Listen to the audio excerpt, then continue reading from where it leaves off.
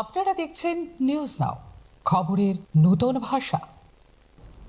Tripura NSUI এর নবনিযুক্ত সভাপতি আমির হোসেনকে বৃহস্পতিবার আগরতলার প্রদেশ কংগ্রেস ভবনে উষ্ণ সংবর্ধনা জানানো হয় এবং বরণ করা হয়। বরণ করে নেন কংগ্রেসের সভাপতি আশিস কুমার সাহা।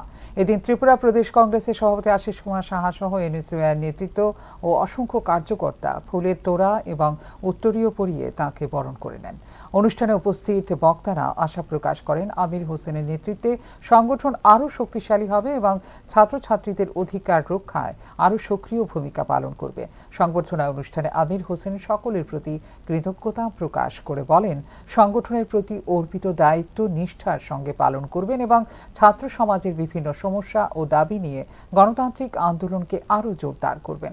অনুষ্ঠানে কংগ্রেস ও এনএসইউআই এর একাধিক নেতা কর্মী উপস্থিত ছিলেন।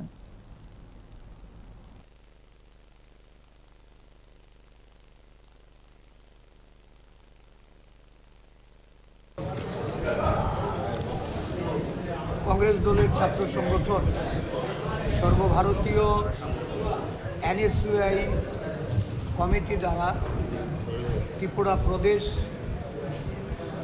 এনএসইউআই আমাদের ছাত্র সংগঠনের কার্যকরী সভাপতি হিসাবে আমির হোসেনকে দায়িত্ব অর্পণ করায় আমি অত্যন্ত আনন্দিত। সর্বভারতীয় এনএসইউআই সভাপতি জাকবজিকে আমি ধন্যবাদ জ্ঞাপন করছি। আমাদের